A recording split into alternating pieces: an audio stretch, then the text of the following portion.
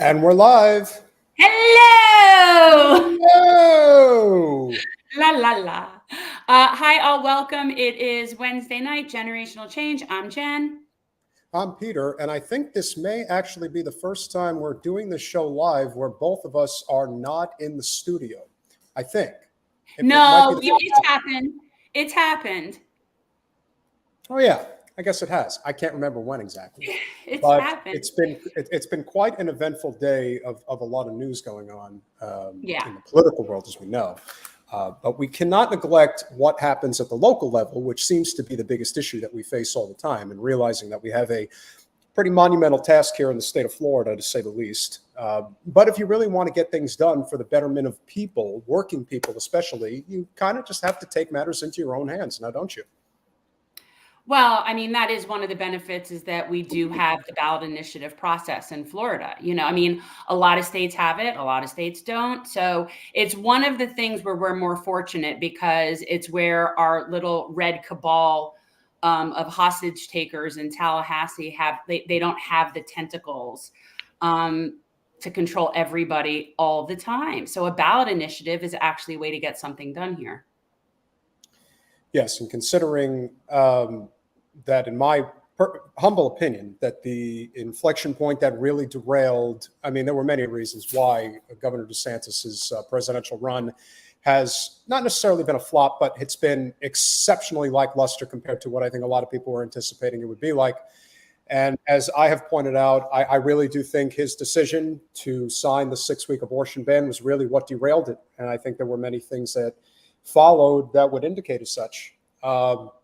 Clearly, whatever advice he was getting was not good. And knowing his hubris has been documented many times over, he's definitely not one to admit fault and potentially say, yeah, maybe this wasn't such a good idea. Maybe we should go back on this. No, he's going to ride it no matter how much damage it does. So in the interim, we obviously have a lot of work to do. And what exactly, Jen, before we bring in our two esteemed guests, are we working on right now? So there is a statewide ballot initiative in Florida that it's a very big coalition. It's called Floridians Protecting Freedom. And this is a group, I mean, the people involved, it's huge. It's Planned Parenthood, it's League of Women Voters, it's a lot of organizations. And where we are pushing a ballot initiative to literally put abortion, and I'm saying that quote unquote, in our state constitution, because apparently the right to privacy isn't sufficient.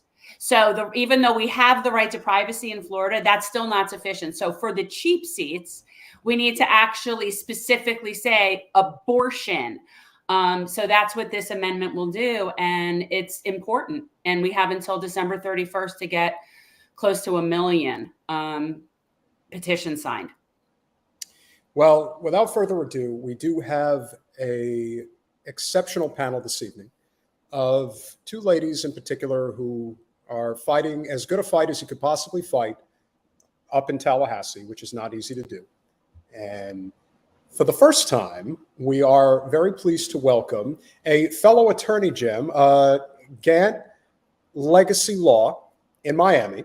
She is also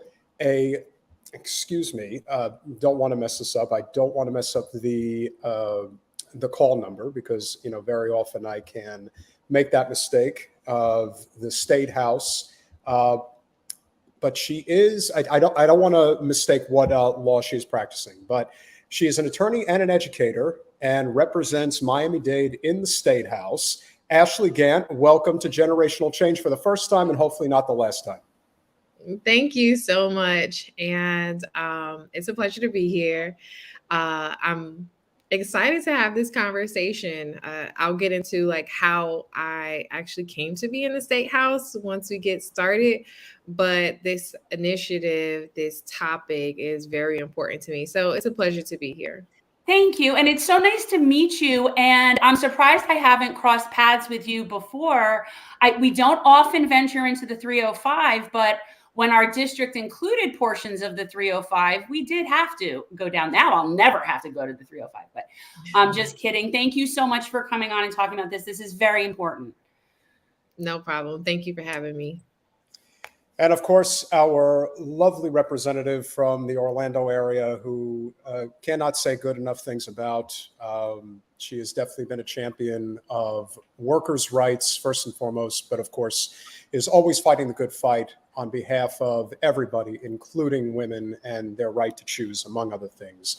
She is in her third term as a state house representative and is hopefully going to be representing the state of Florida for many more years to come. Anna Eskamani, welcome back to Generational Change. Hey fam, great to be here and great to see you, Rep Gantt. Always a pleasure. Hey, Eskamani. Oh, see, look, it's like a sorority. It's kind of like a little state house sorority. It's family. It's awesome. Thanks for having us.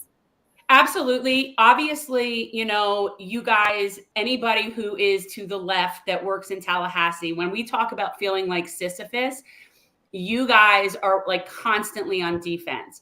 It's out of control. And I feel like it's like the whole state seems to be on fire. And there's like a handful of you guys up there, like trying to deal with this. So talk to us. I mean, whichever one of you, whoever wants to go first, regarding what happened legislatively, where we are now, because I don't think people know for sure what is actually in the law and what is still on hold. So like, give us sort of the background to where we got to where we have to now put the word abortion in our Constitution. Yeah, I mean, I know Rep Gantt, it's her first time here. So, I mean, one of the reasons why Rep Gantt ran was for abortion. Do you want to kind of give us some quick background? Okay, girl? cool.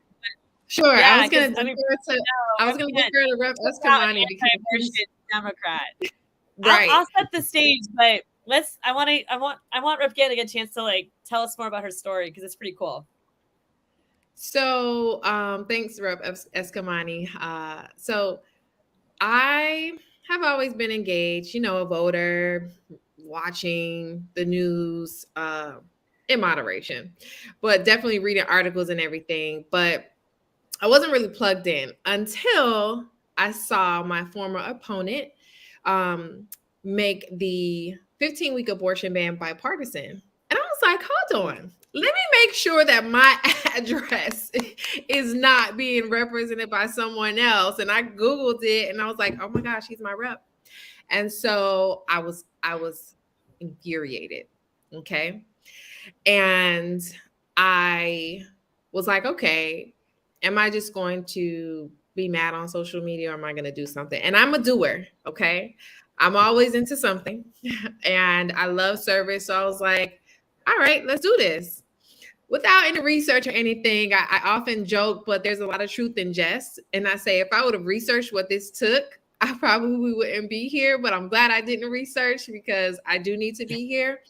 But I took him on basically because I did not feel like we had a voice in particularly District 109, which is my district. We didn't have someone who voted in our interest, and he voted for every abortion legislation up to that. Like every single thing that restricted a woman's sovereignty, bodily sovereignty, he voted for it.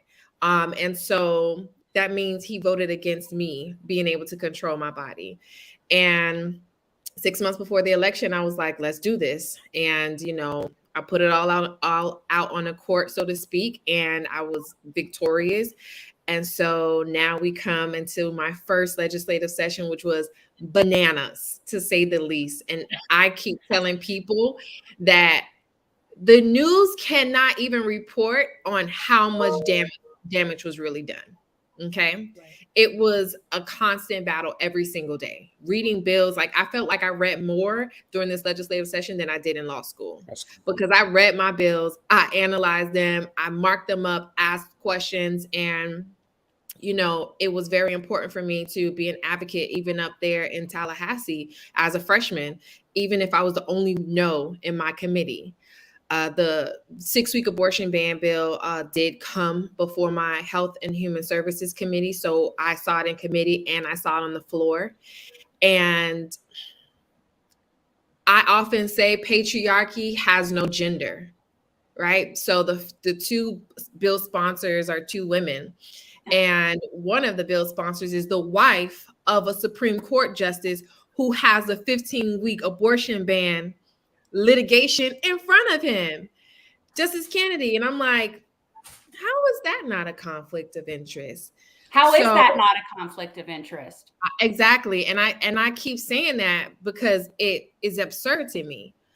But again, that 6-week abortion ban goes into effect once the Supreme Court decides on the 15-week abortion ban bill. And, you know, when we talk about why do we have to explicitly say abortion? Well, I'm a Game of Thrones fan, so I used to watch the YouTube videos and they talk about Easter eggs all the time.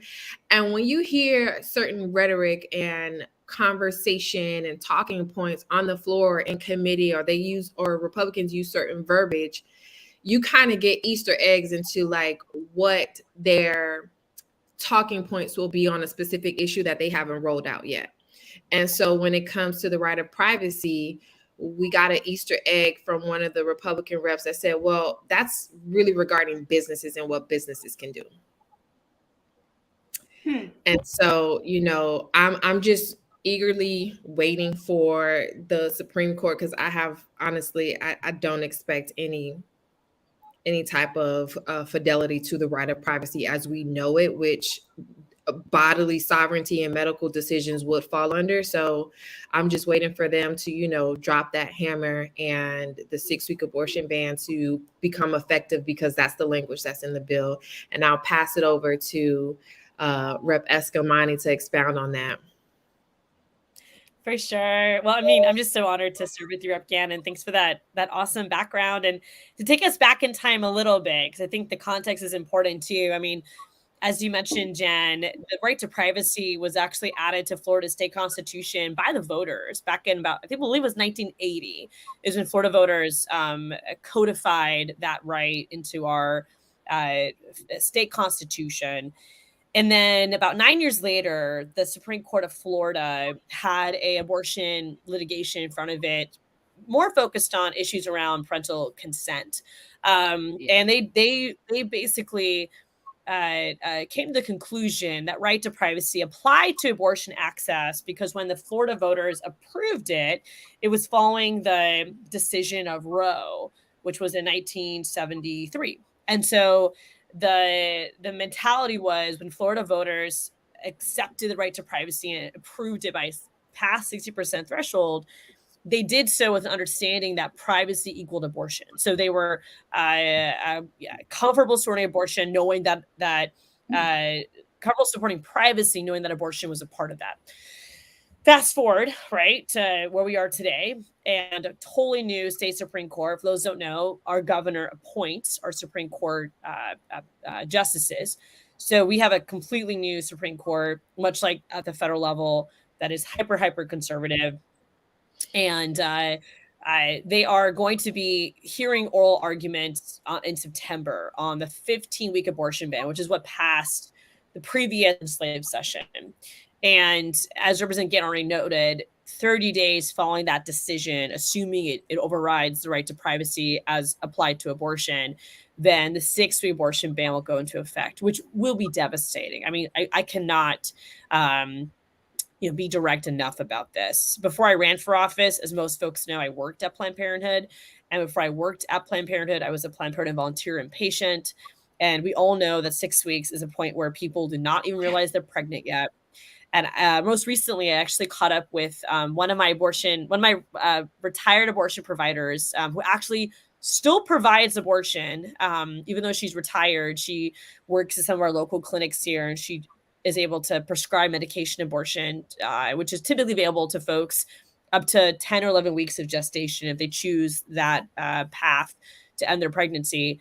And we were just talking about how horrifying this is going to be when a 6-week ban goes into effect, because yes, we are in this process of codifying abortion rights, but that is not going to be till next November, right? So assuming the Supreme Court goes through with allowing the 15-week ban to remain despite the right to privacy, and then 30 days later we have a 6-week abortion ban, that means by October, November, potentially, right? By the end of this year, Florida will likely have a 6-week abortion ban.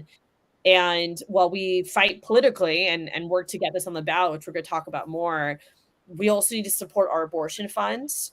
We need to really, really help amplify the clinics that will remain open. And of course, support the providers that are going to have to potentially work out of state.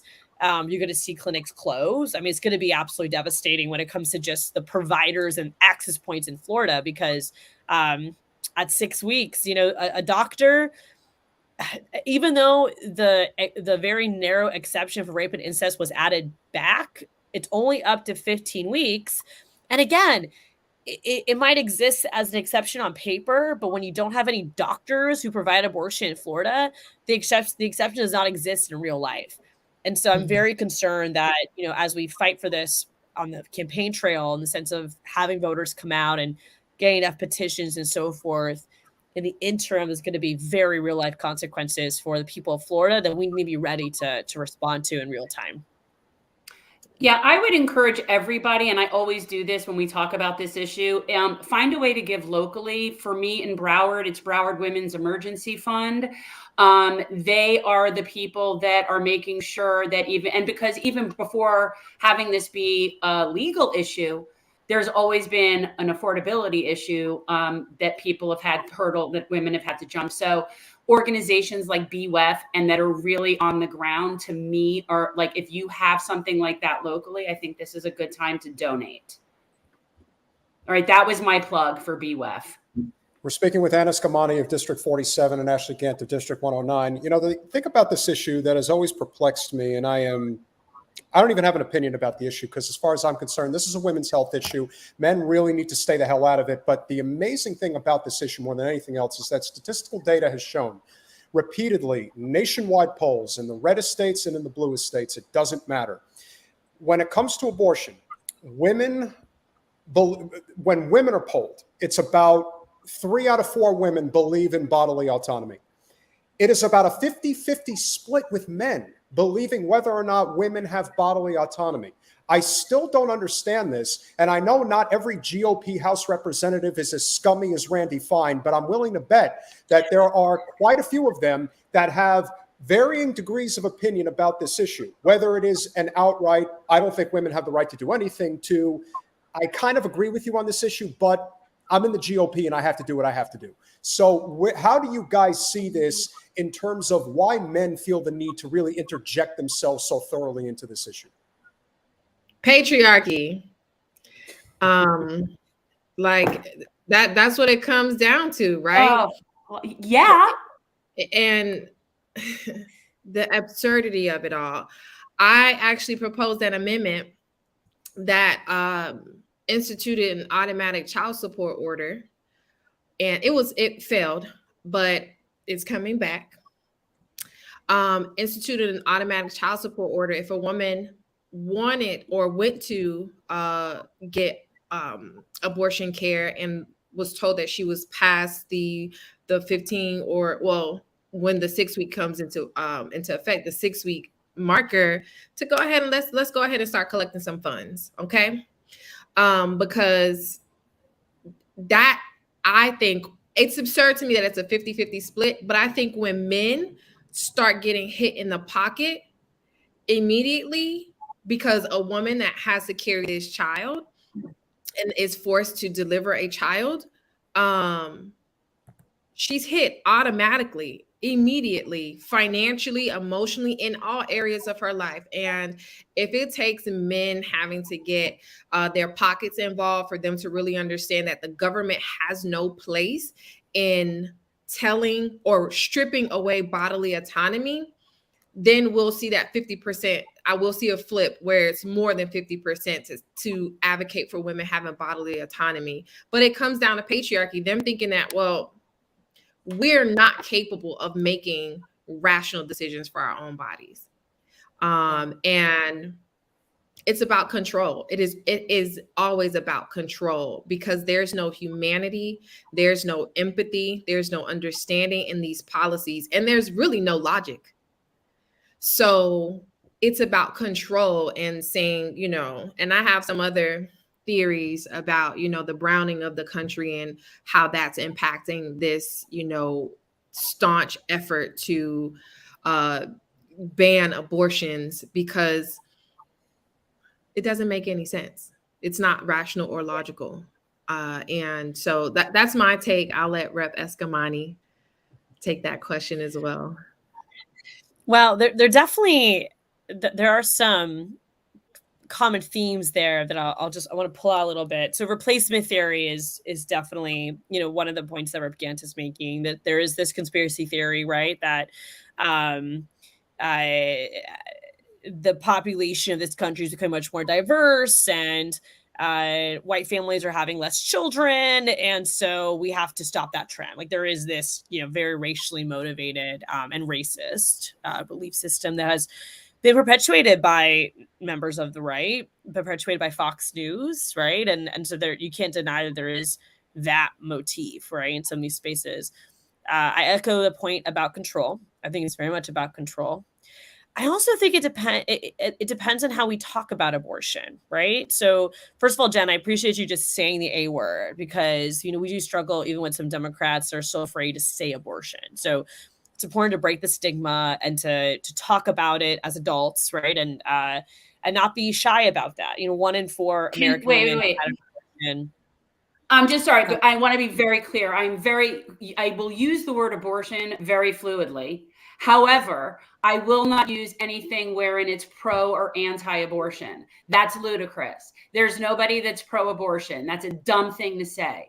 Okay. So I feel like when we give credence to that narrative, that was my only issue with using the word, is using it as pro or against, because the issue is really choice and autonomy. Okay. The abortion is a medical procedure that you shouldn't be concerned with any more than you'd be concerned with me having my spleen removed. Mind your business. So I don't mind abortion. I just want to put that out there. I just want to be very clear that I refuse to say that I am a pro-abortion person. And that's right. What they're trying to push. That's the narrative they're trying to set up.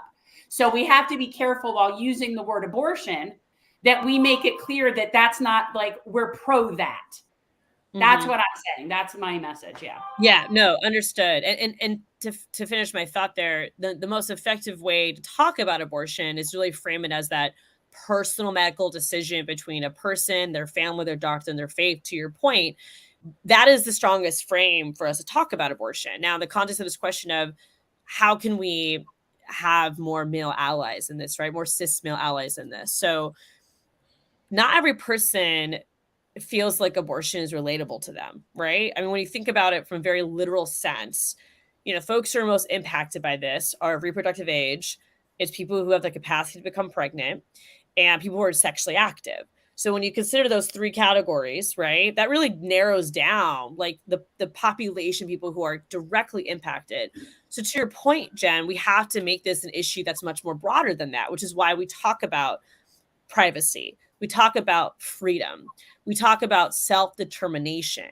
We talk about what this means for your loved ones, what this means for your daughter, for your wife, for your girlfriend, for your mother, for your aunt, right? Like, we tell stories to draw those connections. So I do think that there's actually a lot of opportunity here to gain more allies in demographics and in communities that maybe don't always see themselves aligned or engaged on this issue, when we talk about it and frame it in a way that welcomes more people to care.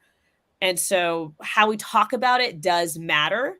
Of course, also pushing back against how the opposition tries to frame it and brand it is important as well. I do think that abortion is very personal, private, and we should respect a person's decision, regardless whether they decide to have a child, choose adoption, or end that pregnancy. And we need to create an environment where people can make that decision in the privacy of their life and their loved ones and their doctor and their faith, if they practice one, and not politicians. And ultimately, when we talk about it in that way, we're able to not only help dismiss, some of this BS rhetoric and these conservative talking points, but we actually can also even persuade people, right? Like, de-escalate a heated conversation and bring more people into the fold with us. Yeah, it's so nice that you're actually in Tallahassee, because I feel like I'd be strangling people. It's interesting how Peter always talks about like that, men who have an opinion on this. And yes, that is infuriating.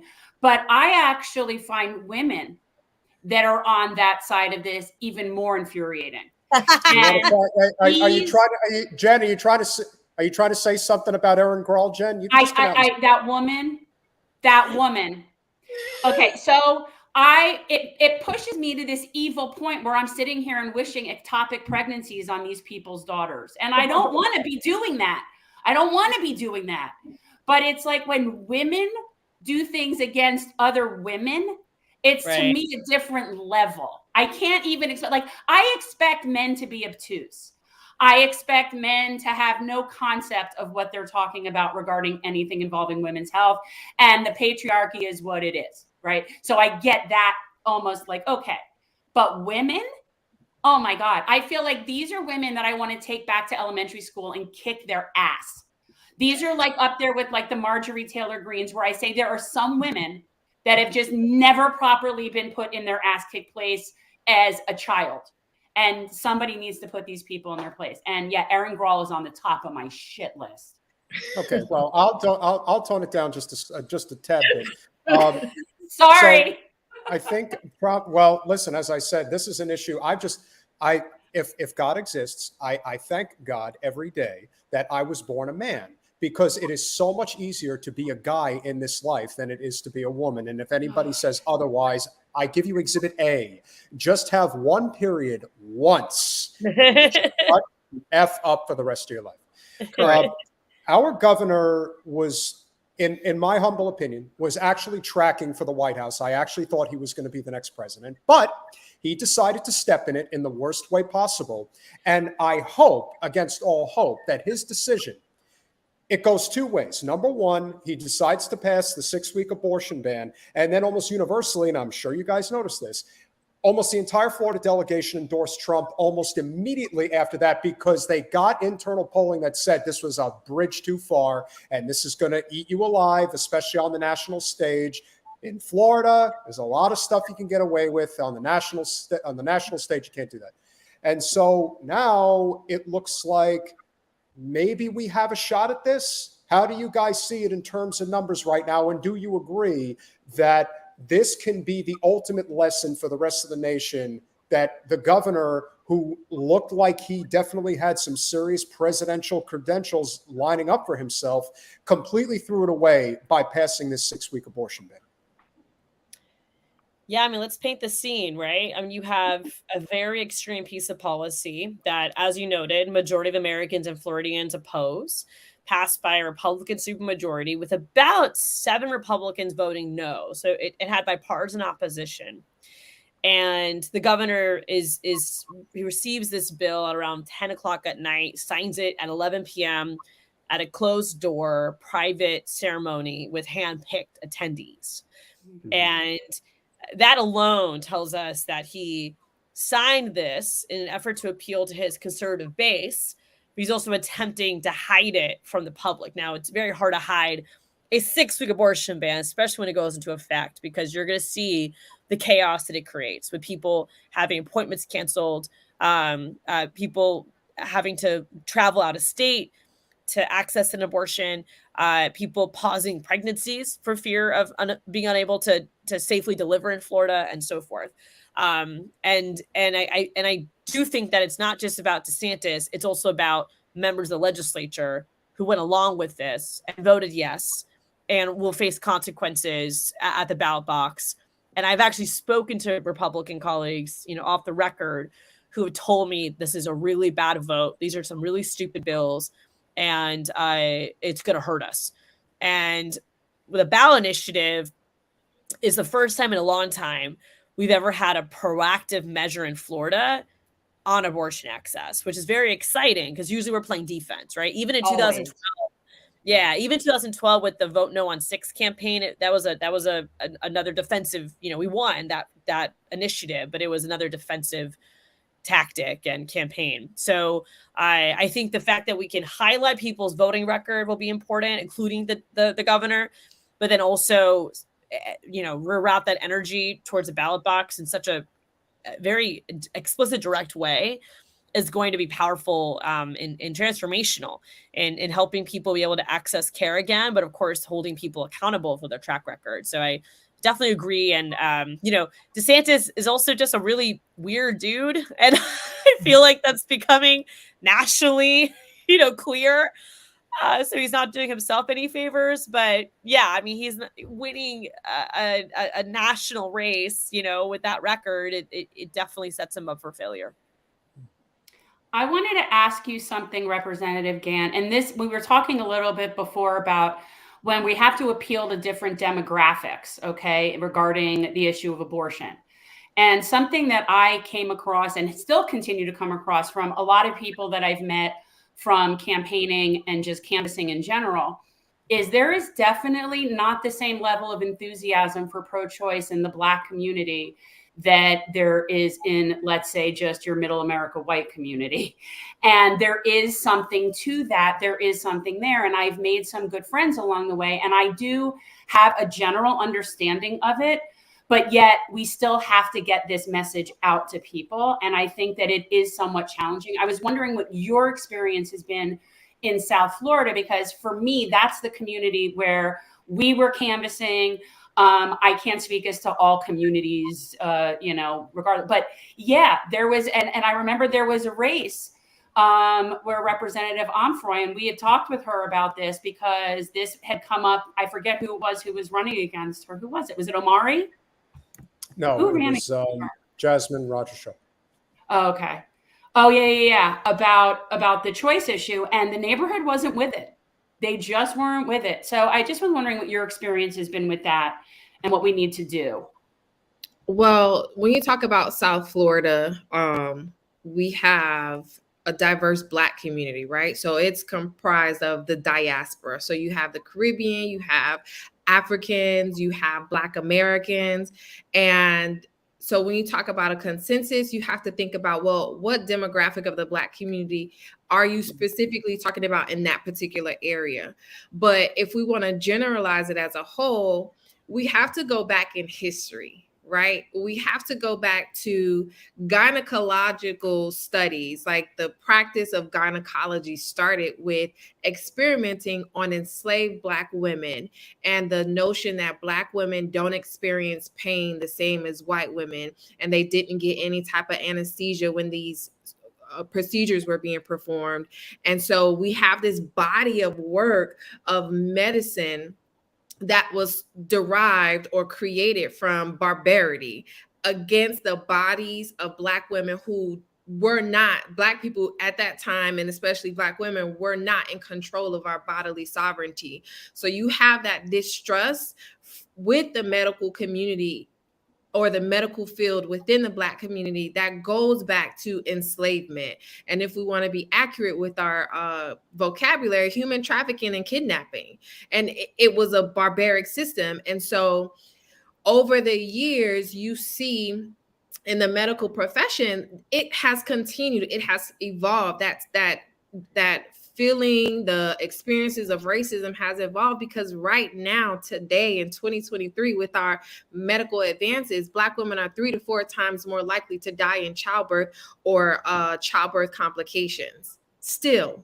And it doesn't matter the socioeconomic status, because Serena Williams got a blood clot and the doctors didn't even believe her and she could have died. Tori Bowie, which is a U.S. Olympian, she just died from complications of carrying a child. And so it is a very nuanced conversation. And when we talk about abortion care, we look at the history of Planned Parenthood. And I believe Planned Parenthood does great work in all communities now, right? But you still have to look back at that history and the rhetoric and the stories and the continued narrative that's being told, or that still is alive and well. And like, we carry it as a cloak in the Black community. And we have to have the history coupled with what we see now in the medical field. And then we also have to talk about intersectionality when we talk about women issues. We have to talk about, yes, white women can be very racist against Black women, and we're still very much women. And we have the same type of issues with misogyny and sexism, and then you add on that layer of racism. And so that conversation needs to be really talked about, transparent, open, and in a vulnerable way to say, like, these are the issues. This is why Black women often feel silence in the conversation when it's about abortion care, reproductive care, because we don't get the allyship of saying, yeah, there is racism in medical school. There is racism in the medical field that requires me as a childless woman right now to say, I need you to document this in my record because I asked for it and you're blowing me off. And I had to do that. Like, I've left my yearly exams in tears because of the insensitive comments that were made by doctors that are supposed to have my best interests at heart. So it is a very nuanced issue. And when we talk about, you know, the abortion care in the community, traditionally Black people have been very conservative. We have our babies, you know, and not always to the benefit of the woman who's carrying a baby, but that's been our just what we do, right? And that does also have like the ghost of slavery in it as well. But even before that, you know, when we talk about just communities in Africa and the lasting family ties that goes to that, like, it's such a nuanced conversation. But now, like, I was very transparent in my very Black district. I'm running because this man voted for the 15-week abortion care. And I said that to elders who are older than my grandparents would have been if they were still here, who are my mom's age, my age, and younger. And everybody understands that one key thing of the history of not having bodily sovereignty in our community. And that's where I related to them. Like, the government is where is it going to end? Where is it going to end? Are they now going to tell me, like, we're still fighting for my natural hair to be able to be accepted in professional environments in Florida, to be, you know, quite frank. So where is it going to end when the government tells or takes away and strips away our bodily autonomy? And that is how I have been able to broach that subject with a Black man that's 75 years old. That's just like, you know, the deacon at the church. And he understands that. Yeah. So, and I think that, and the reality is, it does matter who the messenger is. Yeah. Okay. That is something that we all know matters. I would also like to put out there again that my wish that we just never had hair, any of us, in the first place, and that we were all born looking sort of like the Alvin Ailey dance troupe, and none of us had to worry about dealing with the hair that we don't like. And if we wanted wigs, fine, you could have wigs or hats. But my goal would be for just everybody to not have hair. And then it just won't be an issue. I like this. I'll just say that's my dream universe. Is just freaking and wigs for all, fine. But like, where I don't have to wake up and just see what this is going to do today, right? Like, I don't have to just sort of say, I wonder what the humidity is going to do to me today. It won't matter. I'll just put on my little hat and go about my business. That's all. That's what I'm saying. I'm lucky. I have short hair.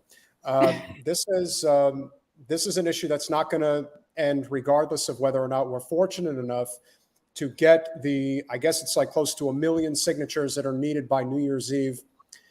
How do you see the numbers tracking right now from your perspective? Obviously in the Miami area and the Orlando area, which are the two most populous areas in the whole state, which will be reflective in whether or not we're able to get this done. And then, of course, what it's going to take. I think that this is something that anybody who's intending to run for office, no matter how, small it may be, it could be for city council, it could be all the way up, to even Congress for that matter. This is an important issue that can also really rally a lot of people to get out and vote. How are you guys seeing that right now? So it's going incredibly well. The momentum is palpable. We've already collected 500,000 petitions statewide. And that's about, I want to say, upwards of like, our goal was for over 100,000 of that to eventually just be volunteers. And we're doing good in that regard too. So, I mean, a big chunk of it is paid operations, but there's also a huge volunteer operation, which does save the campaign money, right? I mean, most of these petition campaigns, it can cost upwards of like $11 per petition, when you're doing paid operations. So the volunteer power has been incredible. I mean, so many different coalition partners, individuals getting involved for the first time. That is the type of energy we need to hit that 60% threshold. I think the part that, of course, makes me nervous is Supreme Court review, which they are dragging their feet on. We've already surpassed the amount necessary to trigger the Supreme Court review, but they are taking their sweet ass time. So, we won't know for a while if the Supreme Court's even going to approve our language. But I will say the attorneys that have worked on this language have dotted every I, crossed every T. Commas were analyzed, for the thought that a comma could lead this language to be tossed out. We worked with other states. We worked with local attorneys. And so a lot of work was done and due diligence was done to have this language be as direct and secure as possible to pass Supreme Court examination. So with that said, I'm very confident we'll reach. Our goal is about 1.3 million because we have to compensate for tossed out petitions. Right. But I feel confident and that's going to happen. Yeah, we'll reach that sooner than later. Honestly, the biggest like if I can leave folks with like, a quick ask, it's to obviously, if you haven't signed the petition, please do. You can go to FloridiansProtectingFreedom.com. You can print it out, you can sign it, you can mail it. You can also drop it off at a hub. You can volunteer on the website and you can donate on the website. The funding is important. We have to get more money into the door to pay for these operations. It's not cheap to run these statewide campaigns. But the other request that I make is please be vigilant. The anti-abortion extremists are out there and they are not only lying to people by carrying their own petitions and saying, sign this petition about abortion. Like they're kind of mimicking our language to trick people.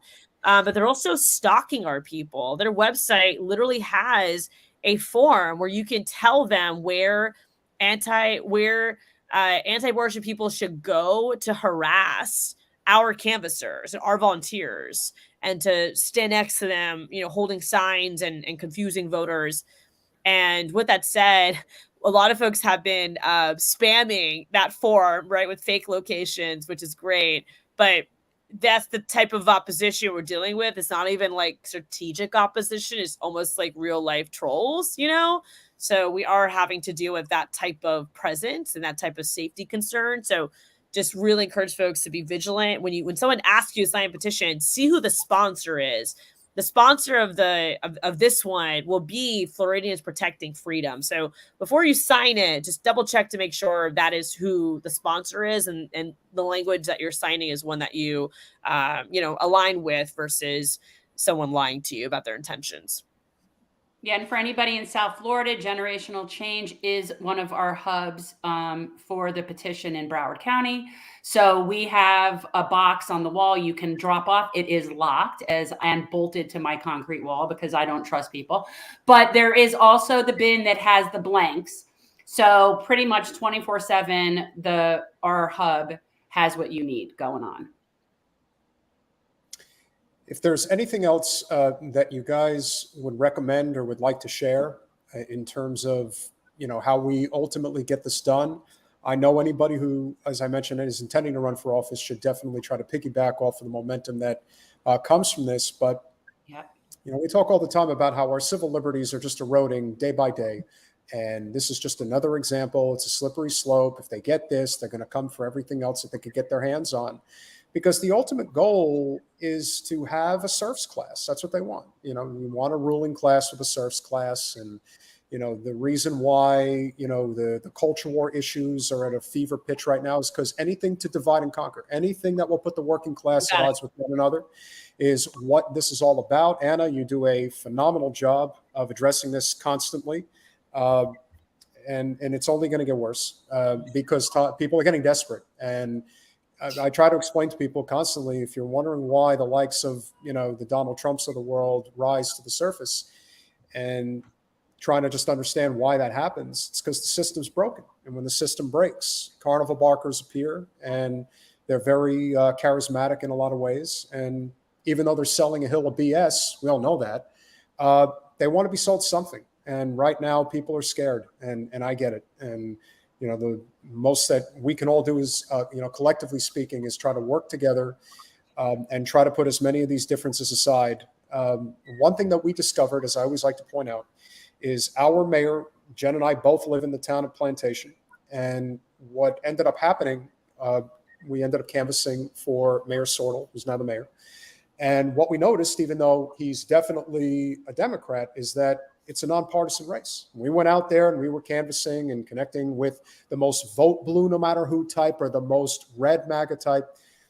You take the label away, and it's amazing how people, if they just know what you're running on, in terms of the core issues that matter today to everyday people, everyone will vote for the same person. And that's, breaking down those guardrails that just seem to always be in the way is what I think will ultimately get this done. And for you men out there, don't let the ladies fight this fight by themselves. It's absolutely pathetic. I have to literally watch this all the time. And again, I'm, I am perplexed as anybody. And maybe it's just different for me, but when a woman is making a choice, whether or not she's going to have a baby, you don't have a say in it. I'm sorry. I'm saying as a guy, if a woman ultimately decides that she's keeping the baby, or she ultimately decides that she is not having the baby, no matter what you say or do is going to get her to, that is her decision. And again, this is why it is very scary that we're seeing this. It's like a last ditch effort by the yesteryear crowd that wants to have this sort of like you say, you want to call it patriarchy, that's fine, but basically men leading the way. But I wanted us to bring this panel together, and I hope thousands of people will ultimately see this, and I hope thousands of Floridians will see this, because this is a huge issue. We should not be taking it for granted. And I think if we can get this thing passed in the state of Florida, it's going to set a lot of precedent for the rest of the country. Absolutely. Ashley, any final thoughts? I just hope that the alarm that we're all raising, people are really plugging into it, because apathy is literally killing us, and it's going to be even worse for our children. So I defer to Rep. Eskamani. I don't know how she does all that she does, as amazing as she does it, but I follow her lead on a lot of these things, and just mobilizing and getting in front of the community. So in Miami, I'm definitely I had a meeting with my staff today, like, contact Eskamani's office so we can just copy that template and we can go into the district, and because people are afraid, like you said. So if they want to volunteer, I'm at the Joseph Caleb Center on 54th and 22nd. My office is now open. Come. I have a volunteers program that I just implemented. It's an ambassador program. You can DM me. I'll see it for real, and we can send you the information. So I need the help. Right. If you're willing and you're ready, let's go. Oh my God, that's so great. So Anna, what do you think? Like, you are officially now a mentor. You are officially now, like, and by the way, like, I would suggest to anybody getting into any state house to look at the way that you've gone about it, because clearly it's the way to go. But you are officially like the old guard mentor now. I'm an Eskamani. That's good. That's really good. Yeah. Well, and a part of, I always tell folks, like, good leaders train new leaders. And I do think that one of the struggles we have, especially in like democratic spaces is, well, I guess any political space, but there's a lot of ego, right? And there's this perception that there is scarcity of power. And I think what I try to model, and what like others are also demonstrating in their day-to-day and in their actions, is that power is not a scarce resource, and power is something you build together. And so when Rep. Gantt shines, then I shine. And when we can see the caucus shine, then then it reflects on the whole infrastructure, right? So we're trying really hard to like build a healthier culture among ourselves too, which I think in Florida especially we've really struggled with. And part of that is the consultant class, part of that is like corporate influence. I mean, I can go on. Which the last thing I'll say, right, in that effort is we do have to amplify our village, and a part of our village are working class people, and even abortion access is an economic issue. I mean, just look at the Turnaway study where they follow individuals who were either turned away from having an abortion in their state because of the different political restrictions, or people who were able to access the abortion, and they follow their stories for 10 years. And the data speaks for itself. Those that were turned away were much more likely to be in poverty. Those who were turned away that were in a situation, domestic violence, are much more likely to stay in that situation, domestic violence. And so we have to remember that every culture war is a class war. And at the end of the day, these types of battles are all designed to further the disparities between the haves and have-nots. And like you said, Peter, don't let them divide us. We are all in this together. And we do have to build a multi-class, a multiracial, and a multi-generational coalition to win. And you're looking at two of the younger members, of the House, and we're not the only ones. Like, there are so many millennial, and it's really cool. Like, Rep. Campbell is in his 30s. Like, we have a really cool class of first-time candidates running that are also like 90s kids, right? So I'm really excited just for the this youth driven momentum, right, among our next class of leaders. And I'm only going to be in the Florida House for 2 more years, so I do feel like it's also my responsibility and my duty, right, to like help make sure that when I leave, that there's going to be strong, smart, passionate leaders that want to only demonstrate their efficacy themselves, but that they're also committed to helping the next generation, because we have to build this pipeline, and we're not going to flip the House, let alone change the state, if we're not constantly building new leaders. Correct. Yeah. Ashley, I see you look very upset about Anna having to leave the House, but I would remind you that the idea of Anna 28 governor is not a bad plan. 26, get it right. Oh, sorry. Am I off? I'm sorry. It just so happens that that's my point. I'm so busy thinking about federal crap, but yeah, that's the thought. See, that's the thought. It just so happens that when Anna's time in the House has expired, and we all know Carlos, knock on wood, is going to be in the state Senate, something's got to give. So as far as I'm concerned, I know I said it last year, I'll say it again. You are the brightest light right now in the entire state. If you are willing to take that shot at the biggest seat in the entire state, we think you would do a fantastic job. We know it's a monumental, if not almost impossibly monumental task, but I think that we're made to believe that. I reject that Florida is red. Florida is purple, and it has been hijacked by a cabal of people that are seemingly talking for not the majority. So I reject that, and I think that Anna would make an excellent governor. And I've said that before, but I think that's a thing. If you ran for governor in 2 years on the message of we are going to change how we do insurance in the state of Florida, you'll have hundreds of thousands of people behind you like that.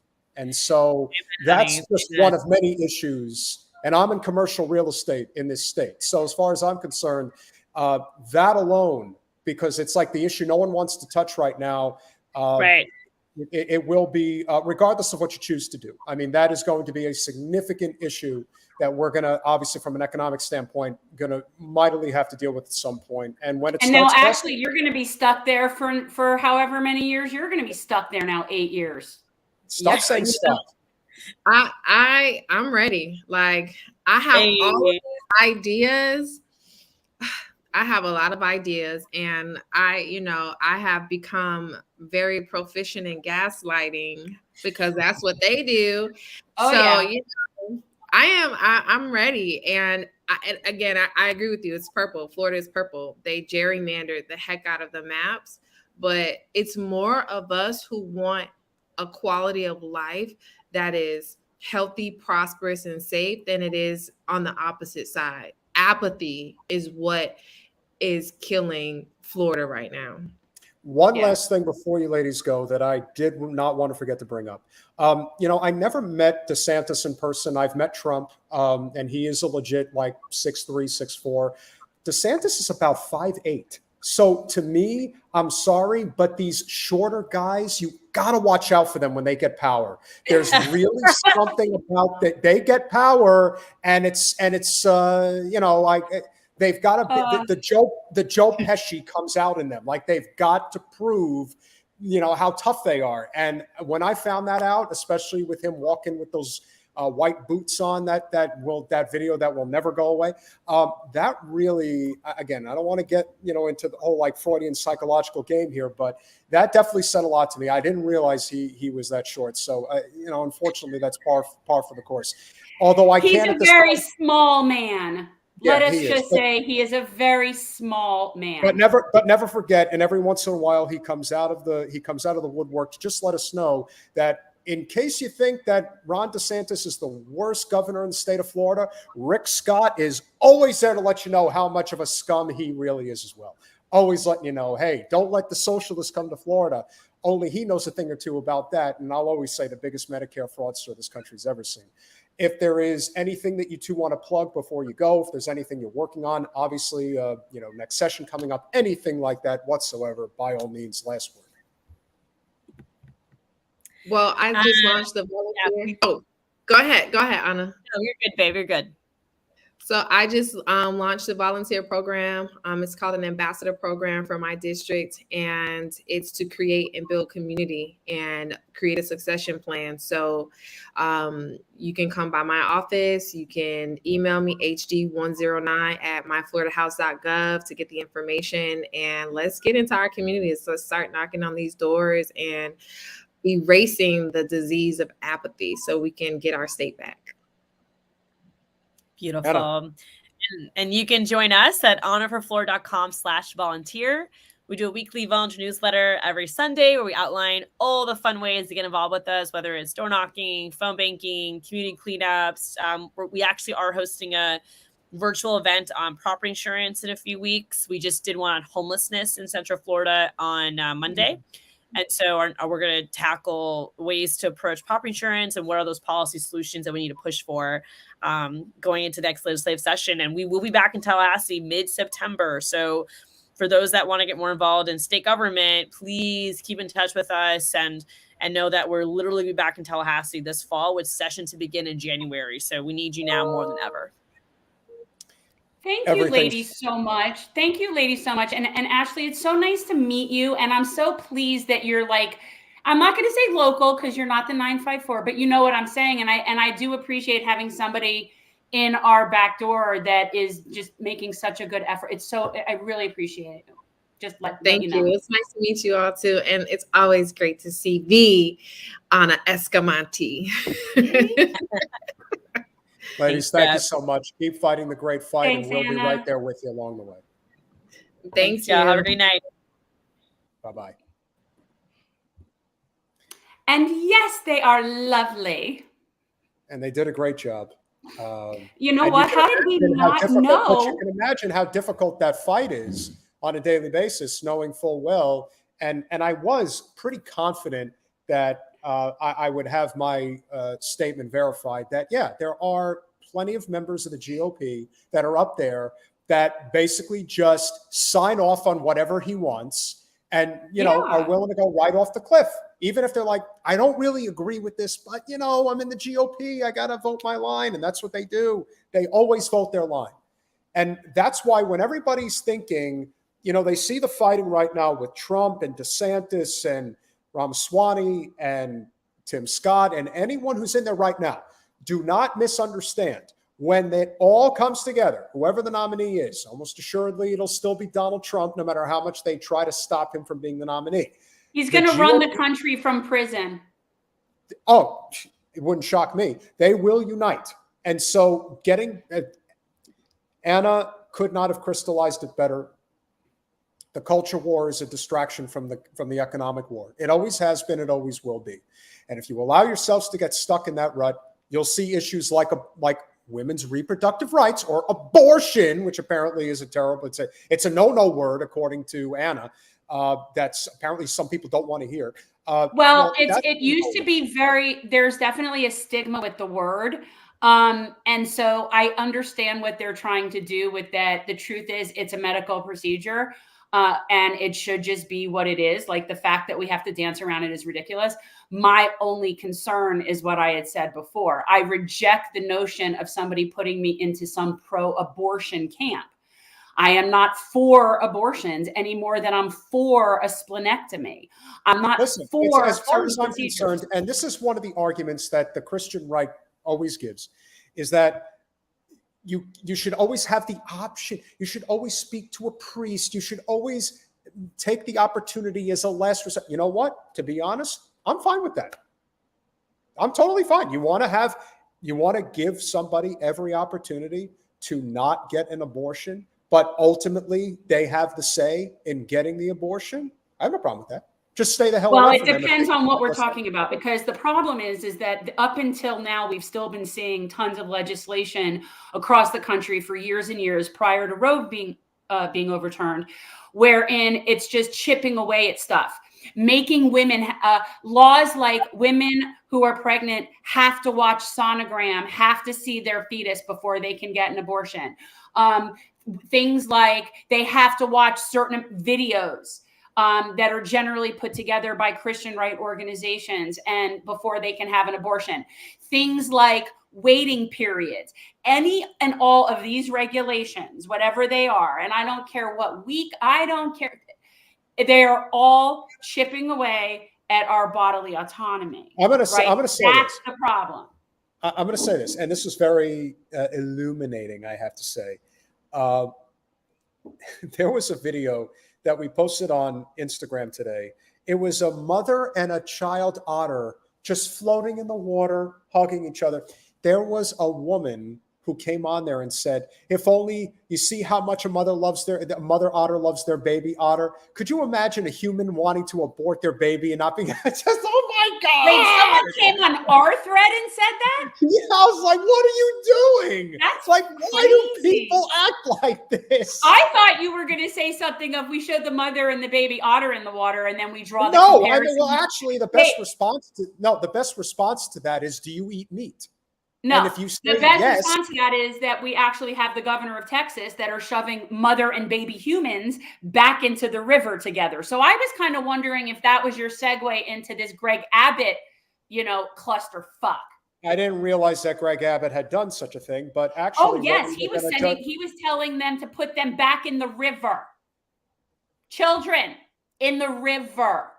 Look, the Attorney General or the Lieutenant Governor of Texas, his name is slipping me right now, but when COVID was basically at its peak in the summer of 2020, it was kind of around then. The Lieutenant Governor of Texas was basically telling people that we all have to go back to work, and if we have to die for capitalism, then we die for capitalism.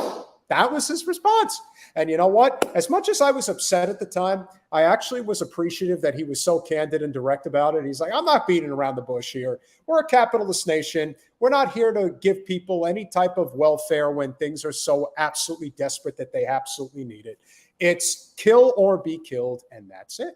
And that was his attitude. And unfortunately, we don't have a lot of that empathy in society today.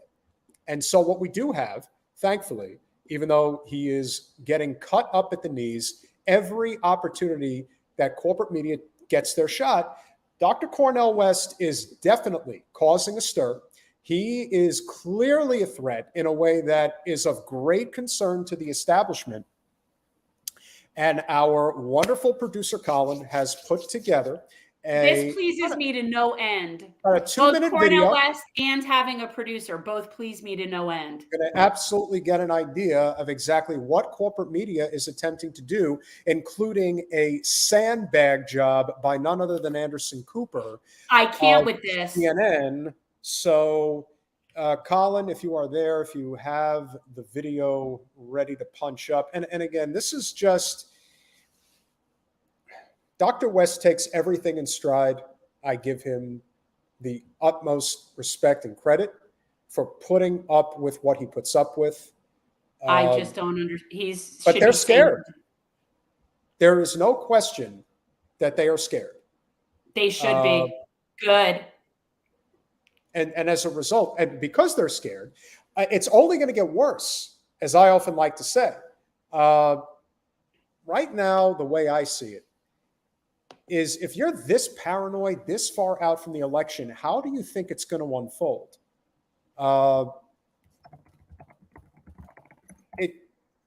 If you're freaking out as a result of him just running for president,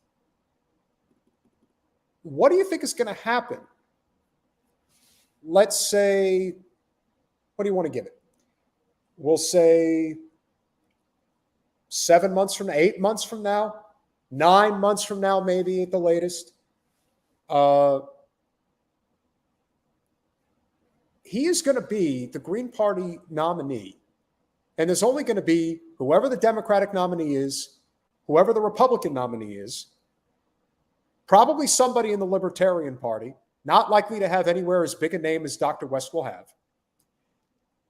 I mean, this is just getting started right now. I can't even imagine how much worse this is going to get. But the responses, that's the key.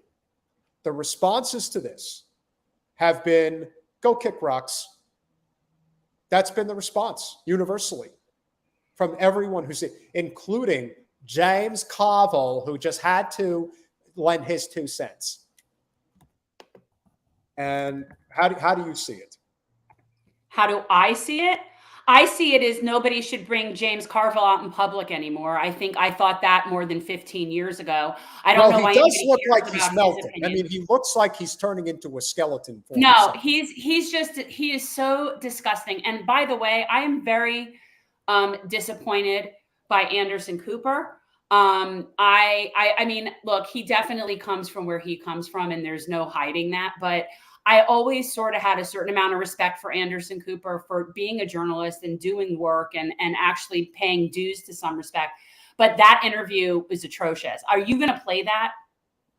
I don't know. You need to look in the chat because that's where he's telling you what to do. No. I know that. I don't know if that's if that part of it is going to be a part of this. I don't know. Oh, sure. I was disgusted, and it's really like I don't even know how someone like Anderson. I'm just disgusted with Anderson Cooper. Well, and he knows better. So here we go. What do you make of Cornel West's campaign? I think Dr. West has an incredible history. First of all, he's obviously an accomplished scholar, academic. He seems to be a very charming man. And he's also a menace to the threat of the continued constitutional order in the United States. Jill Stein, who's his campaign manager, is almost certainly an agent of the Russian government. If you don't believe me, somebody at home, Google photo, General Flynn, Vladimir Putin, Jill Stein. I'm glad you brought up Jill Stein because the counter argument here. Jill Stein's actually helping you with this run. And 7 years ago, when she was the Green Party candidate, Hillary Clinton's world blamed her in part for that loss. And Democrats are worried you're going to play that role this time around. So what do you say to people, to Democrats who are worried you'll tip the election for Donald Trump? Ralph Nader in 2000, who got nearly 100,000 votes in Florida, state that delivered the presidency to George W. Bush by fewer than 600 ballots. And in the 2016 Green Party candidate, Jill Stein, was accused of being a spoiler in several close states that Hillary Clinton narrowly lost. And I wonder if part of the reason that Cornel West is running as a third party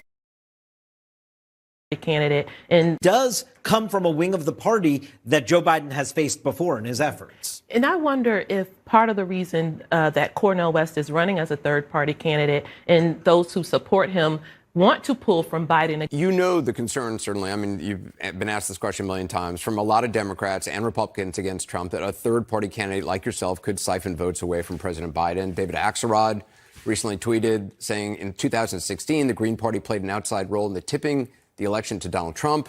Now with Cornel West as their likely nominee, they could easily do it again. Risky business. He could peel away some Biden supporters on a Green Party ticket. Yeah, so you're saying essentially you think that Democrats, well, not just Democrats, but that they have the wrong message. If you're looking at this, at the election, it comes down to the wire. You're polling at, say, 2 or 3% in key battleground states. What do? Do you ultimately back President Biden like you did in 2020, or what would you do in that scenario, do you think? I'm disgusted by the whole thing, all of it. And yet it is so perfectly expected. I wouldn't have expected any different. Shame on Anderson Cooper for not arguing back against totally wrong factual information when James Carville said that Jill Stein is an agent of Russia. Look it up. Any journalist would have said, yeah, no. So it's like nobody even pushes back on ridiculous narratives. But we know for a fact that the Jill Stein numbers are not what lost. And I'm going to say it right now ahead of time so that this can't come up in a few years. I, as somebody who would vote for Cornel West, if he were not on the ballot, still not voting for Joe. So I'm just putting that out there now. Like that president, our president, has ruined any chance of me voting for him by so many different things that he's done, that whether or not there was a third party would be irrelevant. So I want to put, like, to me, it's ridiculous to blame a third party when I'm one of those people that I just wouldn't vote. And I keep saying, if you're going to play this card, it's not going to work. In fact, it's only going to empower his presidential aspirations even more, even though he's not going to win. That's not the point. People want a new path, and there's a lot that could change in this particular election cycle as far as that's concerned. That is 5% for the Green Party on the national scale and makes them more viable due to federal matching funds, which would be huge.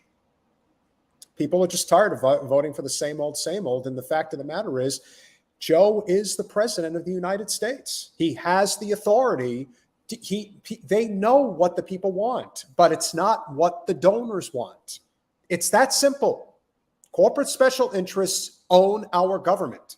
This is not there's not some conspiracy here. There isn't some grand scheme as to why we can't have universal health care or a living wage or labor that is unimpeded by corporate power, or the fact that we have endless war, whether in Ukraine or Syria, or did we forget about Yemen? Can't even keep up. And that's just a few things. There's plenty more. I do see that there's definitely some criticism about Cornel West regarding foreign policy and things like that. And my answer is that when someone is on the right side of history and is in things for the right reason, to care for people, and they're surrounding themselves with smart people, I don't need them to know every single thing about every single thing. I just don't. I don't need them to be right about every single thing. I don't need them to share my opinion on every single thing. I feel like we keep going over this. You want to be surrounded. You want people with the right motives, with good judgment. That's it. That's what you want. And then everything else is we can work with. There is going to continue to be an onslaught after Dr. West, but I just don't think it's going to work. I think that this is going to have the opposite intended effect. They're trying to do the same thing with RFK. And obviously, I think that, and both of those have problems for their own reasons. I mean, RFK, it's nature fact. He's a Kennedy, end of story. So there's a certain amount of Teflon that just exists on him. And as far as Cornel West, I love watching them squirm about him, because try as they may and try as they might, they have nothing on him. And it's going to drive them insane. See, RFK gives them sound bites of stuff that they can really go with that maybe will be disagreeable to people. But Cornel West is just too likable, too noted, and too smart. And I don't see how they're going to be able to have their way with him. They're going to try. They're going to do their damn best in order to do that.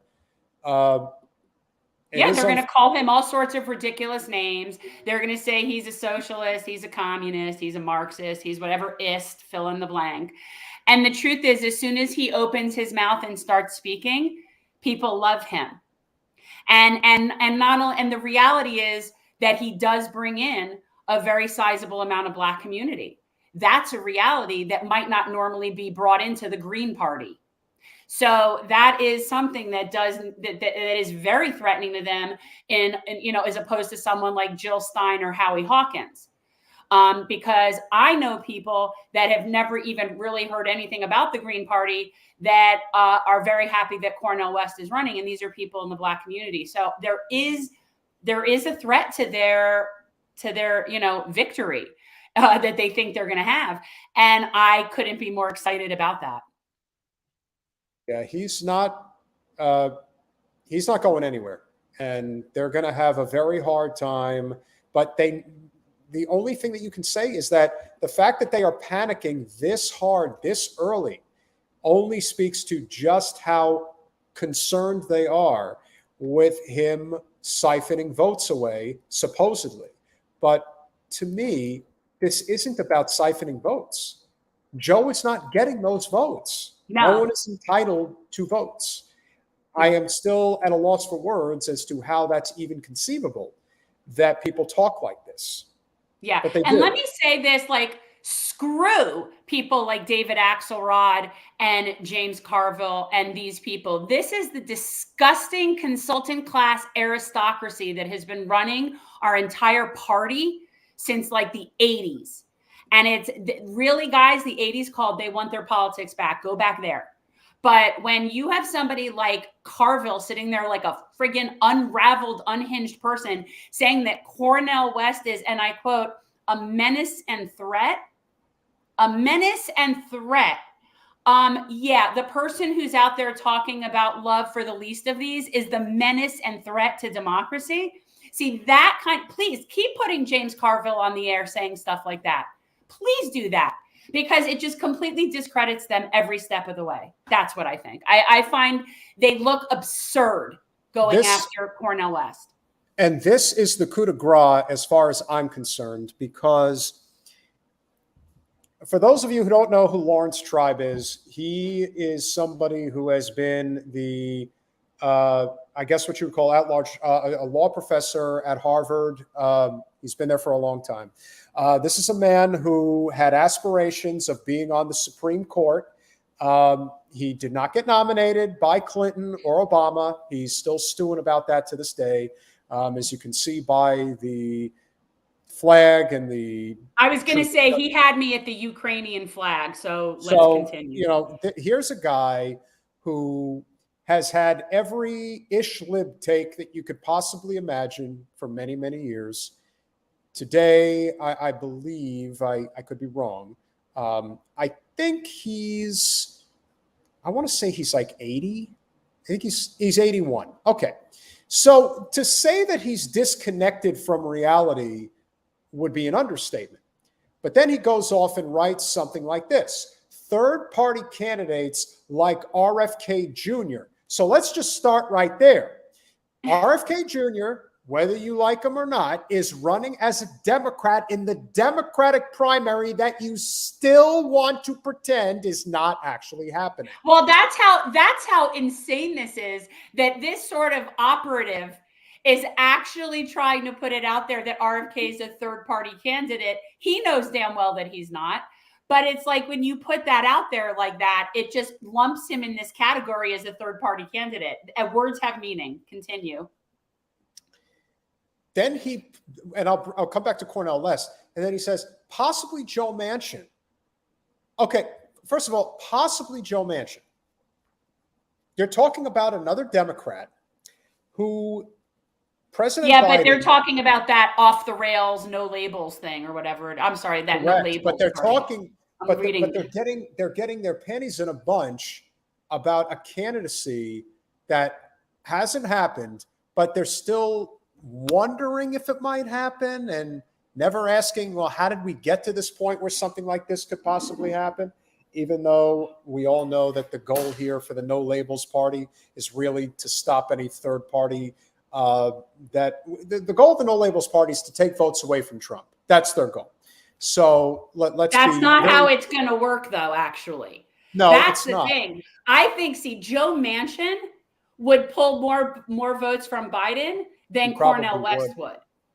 Because I am someone who, if I wasn't voting for Cornel West, then I wouldn't be voting for Joe. There are people that are more conservative Democrat people that either think Joe is like old and senile or whatever their reasons are, and they like Joe Manchin.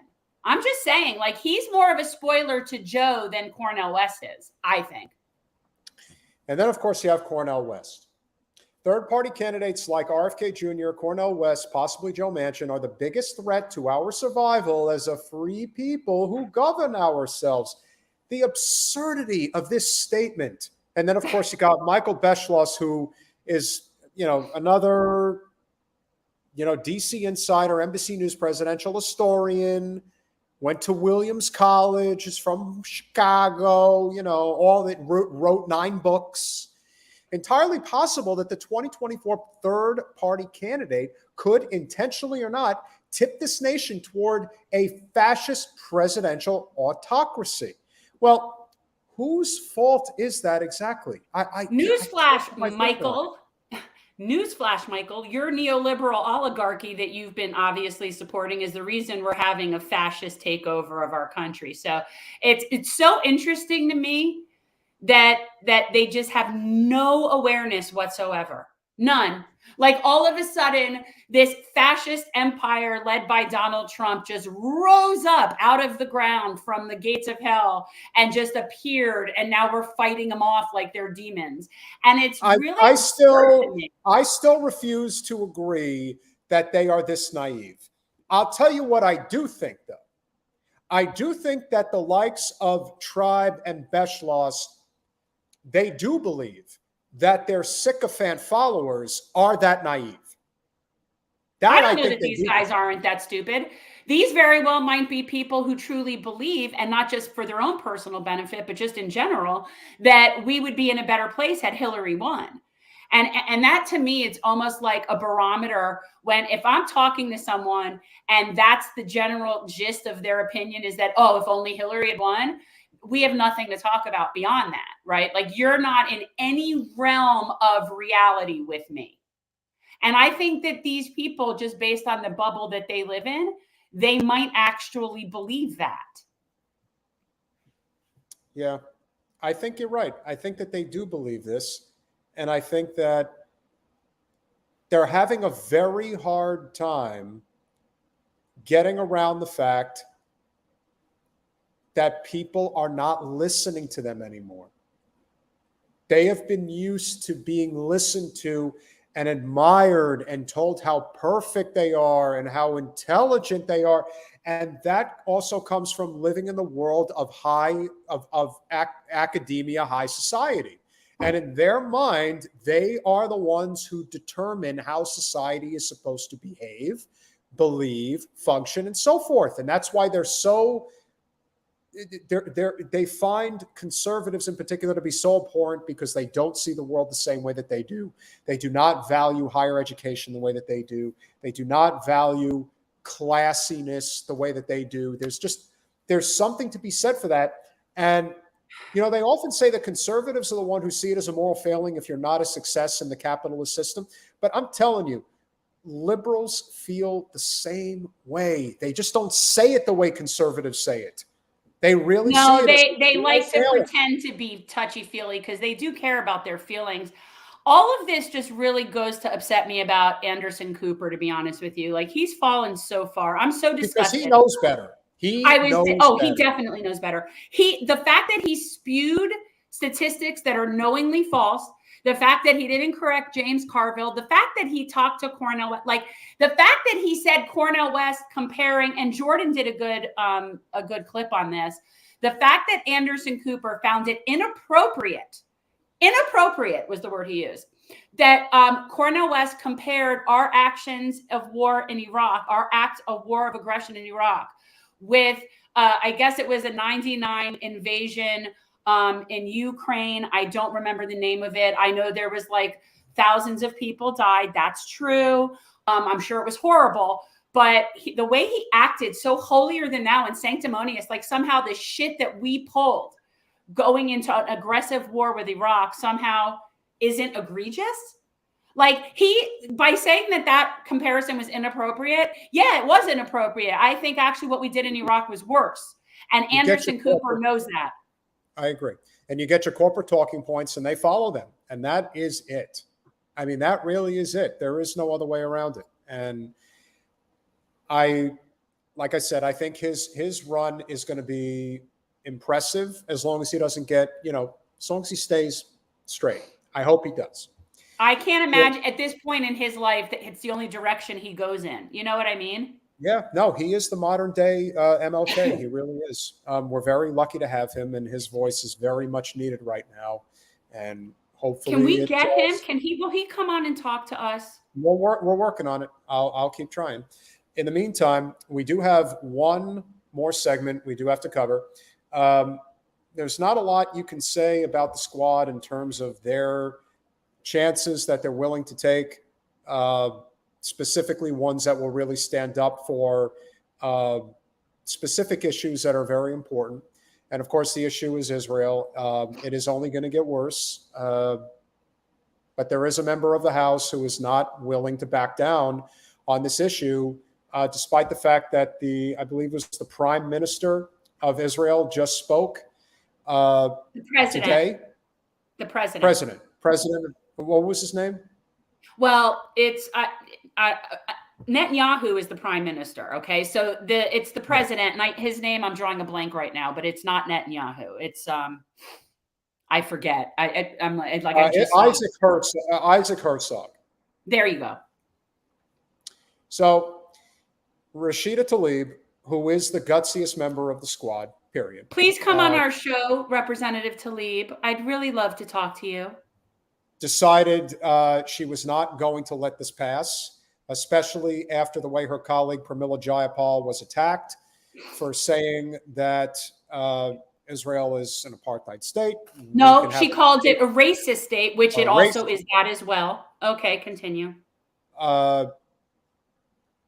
Jewish state is, by definition, would be a racist state, if we're being honest. Exactly. That's the whole shebang right there. By definition. That's all I'm saying. So if that is the case, then, unfortunately, Pramila decided to walk it back and apologize. But Rashida was not having it, and you'll see why.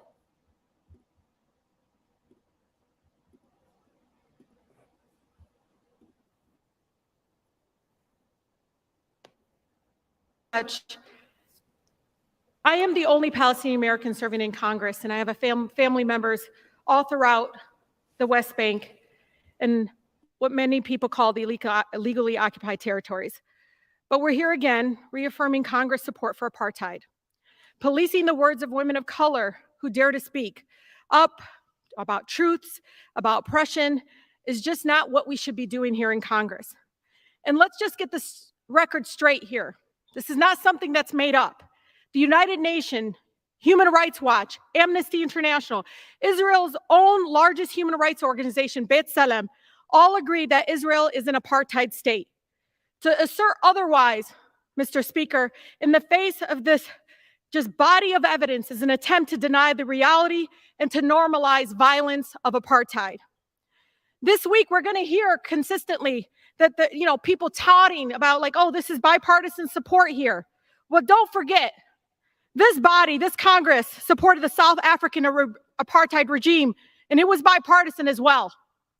But you don't have to take it from me to understand the racism of an apartheid government. Let's take a moment just to hear Israeli government's own politician in their own words, direct quotes, not mine. Current Prime Minister Netanyahu on his policies towards Palestinians, quote, beat them up, not once, but repeatedly, beat them up until it's unbearable, and said that Israel must, quote, crush Palestinian hopes for a fully sovereign state. One of the former defense ministers said Palestinians are, quote, beasts, and they are not human. He's talking about people like my grandmother, Mr. Speaker. How about former Justice Minister who said they should go, as should the physical homes in which they raise the snakes. Otherwise, more little snakes will be raised there. How about another former defense minister said, quote, those who are against us, there's nothing to be done.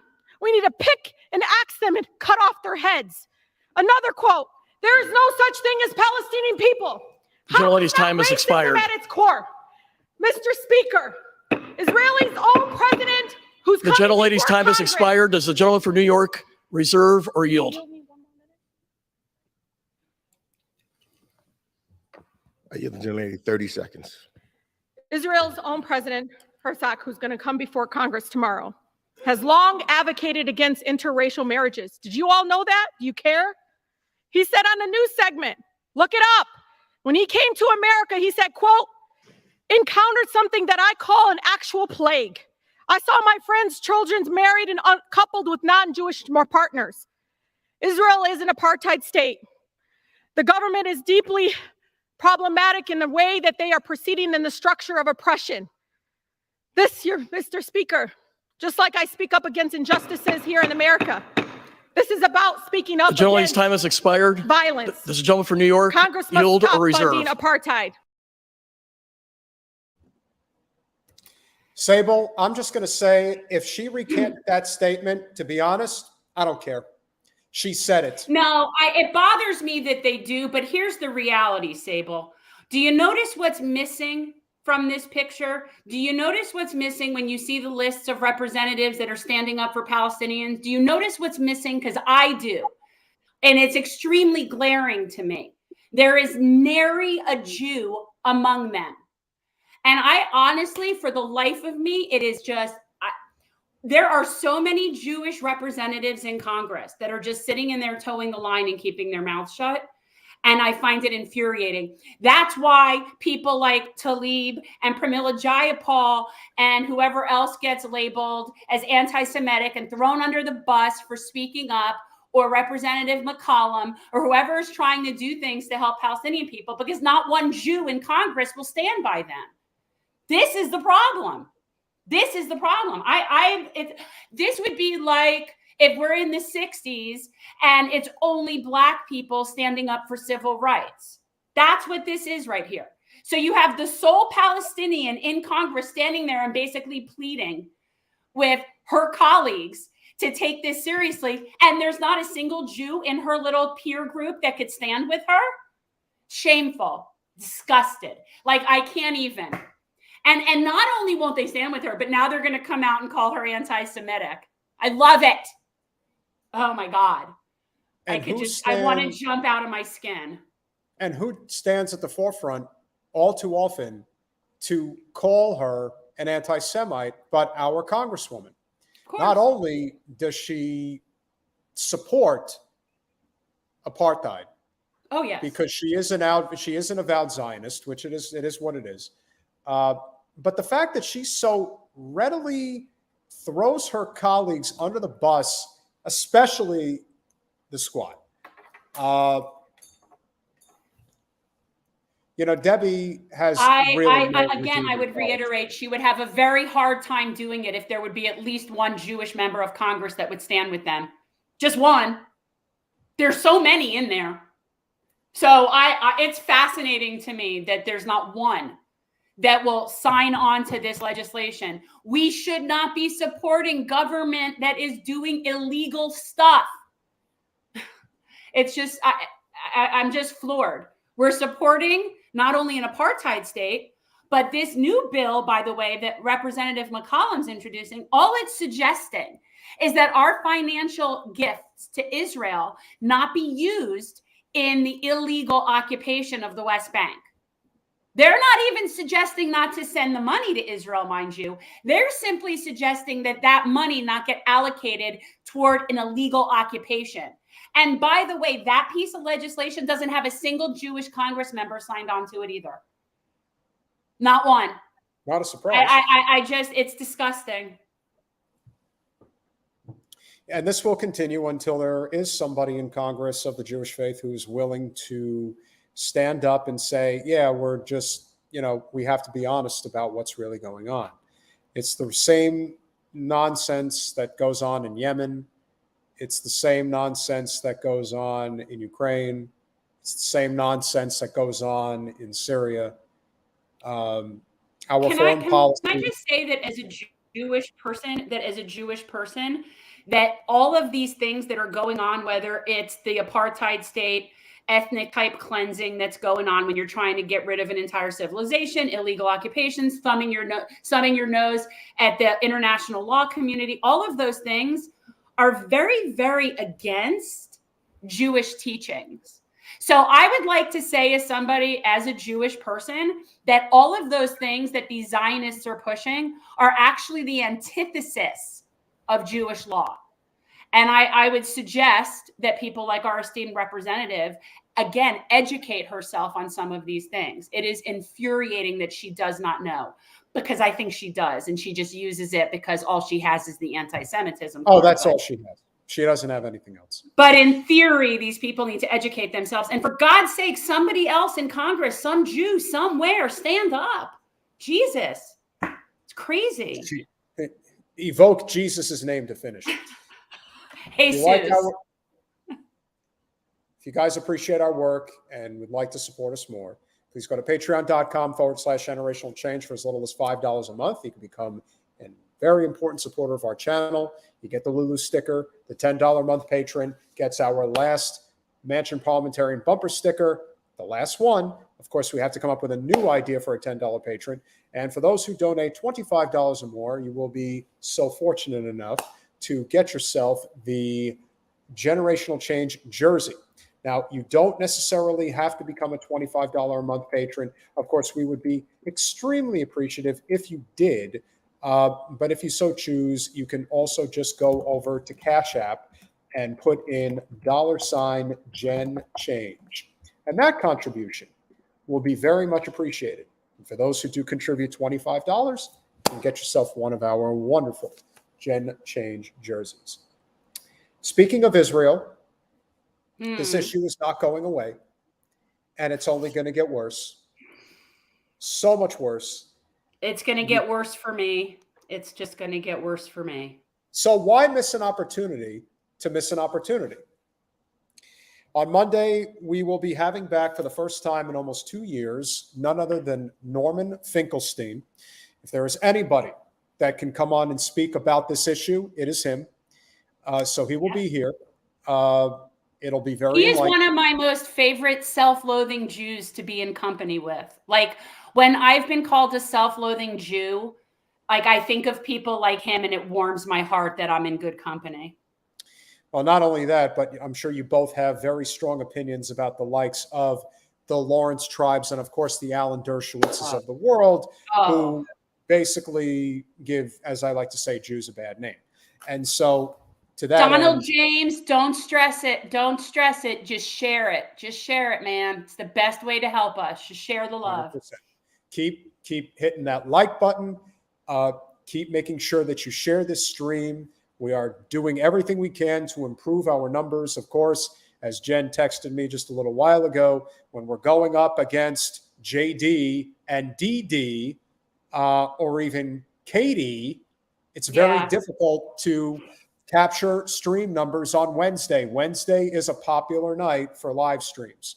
So we may have to discuss, obviously with Colin and as a team, if we're potentially going to make the switch one more time. I don't know. I mean, I feel like no matter what we switch to, there's always going to be something. And by the way, some of those people that we mentioned are daily. So I don't know that we necessarily. Yeah, well, no, the only possibility is that we switch back to Thursday. That's the only possibility. There would be no other night to do it. So that's something we would have to would have to talk about. No, but well, and tomorrow night, guys, Gen Z report, they are talking about the death of monogamy. Well, there's a lot of things that are dying in the Gen Z. And so that is what they're talking about. And it should make for a very interesting conversation, because I got to tell you, I'm not that, I mean, like, you know, they make some valid points. Let me just say. But to each their own. Let everybody live how they want to live. Don't judge. Just, if you respect me, I'll respect you. That's the way This is my last show from here. So hopefully when I'm in Raleigh, I won't be on this same delay. But yeah, and then I have, I think, another one that I'll do before, and then maybe, I'll be back in the studio on Monday. Right? Chris, so thank you for becoming an official YouTube member. I think that's awesome. Yeah, it is. I assume that there's like some benefit that comes with that. I'm not 100%. They get cool stickers or emojis and stuff, I think. Like, All right, it well, works. let's see it. Yeah, I think it's like its whole own little language. Yes. Well, any and all support is obviously very much appreciated. And we certainly hope you guys, enjoyed the stream tonight. We do have a lot ahead of us. We have a lot of good shows scheduled. That's the truth. That we do. We're going to be getting a crash course in history on the war in 1812 with Don Hickey. That's coming up on the 31st. You're going to need to make that relevant to now in some capacity for me. I'll figure it out. I Okay. finally got your esteemed guest that you've been fighting for a while. Carol Anderson is finally. I committed to know, coming. and now I have to rush and listen to the latest audiobook. But yes, we're going to have time. Carol You've got Anderson. you've got 3 weeks. But yeah, we've got a lot of guests. We do not have a locked-in guest for next Wednesday, but working on that. We hope you guys, as I mentioned, are enjoying our work. We've got a lot of stuff to cover as we go forward. We're trying to enjoy the summer, even though it's almost halfway over already. Thank you guys. Well, I'm coming home to this sweltering sauna so that I can walk around outside and talk to people, because nothing screams fun like canvassing in Florida in August. So that and hurricane season, mind you. Well, at least it's for a good Did cause. we tell everybody that I saw a bear?